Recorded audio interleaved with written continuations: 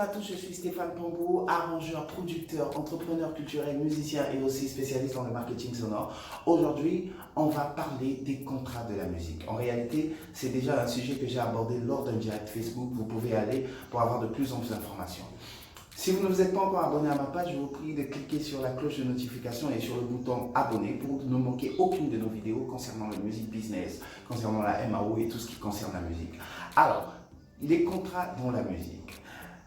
Quels sont les contrats que vous pourrez avoir dans la musique? Il existe plusieurs contrats dans la musique. Alors, le contrat le plus célèbre d'entre eux, c'est le contrat d'artiste ou le contrat d'enregistrement.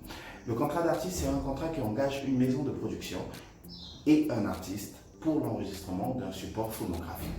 Alors, qu'est-ce qui se passe? L'artiste vient avec ses chansons, avec sa capacité vocale et le label de musique de production met l'argent, met les moyens pour que l'artiste entre en studio, paye les musiciens, paye les clips, paye les endroits pour le tournage, les autorisations et tout le reste. Et après ce contrat, qu'est-ce qui se passe? Le support sort et très généralement, le label peut prendre voire 80 jusqu'à 90% des recettes et l'artiste prendra 10%. Après le contrat d'artiste, il y a le contrat de distribution. Le contrat de distribution, c'est le fait que vous ayez déjà un produit fini, un album, un single, un EP ou quelque chose comme ça, et vous trouvez une maison de distribution qui va distribuer votre musique, que ça soit en physique ou sur le digital. Par exemple, moi je suis signé à Believe et c'est Believe qui distribue toutes mes musiques, toutes les musiques de mon label gospel sur les plateformes. Et très généralement, ces contrats peuvent aller de 30% à 40%. Après tout ça, c'est négociable. Et ça dépendra de ce que le distributeur mettra en jeu pour pouvoir distribuer votre musique. Après, on a ce qu'on appelle le contrat d'édition. Le contrat d'édition, c'est lorsque un éditeur vient et prend votre musique qui est déjà finie et décide de la mettre partout pour générer beaucoup plus de droits d'auteur. C'est-à-dire que les éditeurs ont très souvent des amis qui sont tourneurs, des amis qui sont DJ, des amis qui sont dans le cinéma, dans la réalisation. En réalité, un éditeur il doit avoir beaucoup de contacts.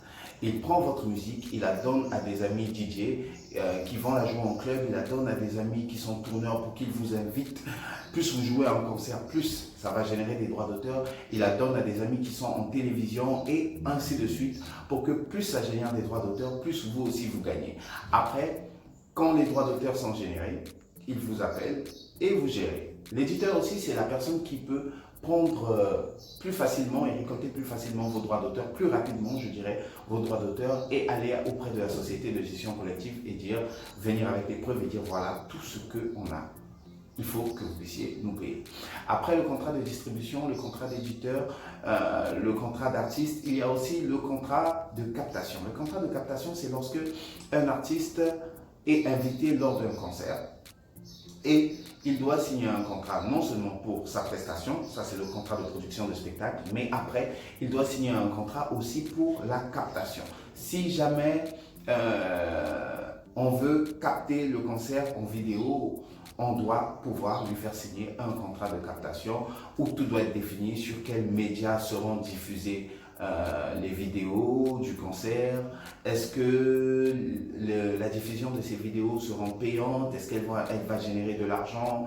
Et tout doit être défini à l'intérieur. Il y a aussi le contrat de management. Le contrat de management, c'est le contrat qui unit un artiste à un manager. Alors, qu'est-ce qui se passe? Sur ce contrat, le manager va donc défendre les intérêts de l'artiste de A à Z. C'est un peu comme le papa de l'artiste.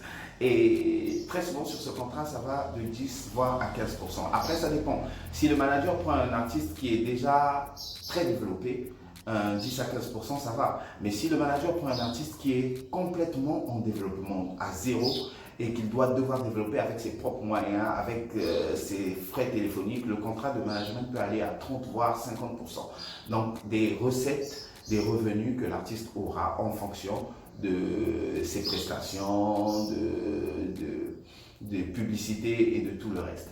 Voilà un peu en gros quelques contrats de la musique.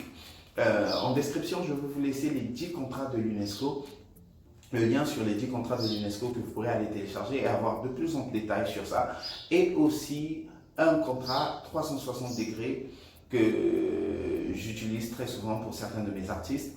Et en téléchargement aussi en description, vous pouvez avoir un pack de 10 musiques, 10 loops afrobeat pour tous les beatmakers, pour tous les programmeurs, pour tous les arrangeurs. Un pack de 10 musiques afrobeat que vous pouvez télécharger et utiliser librement.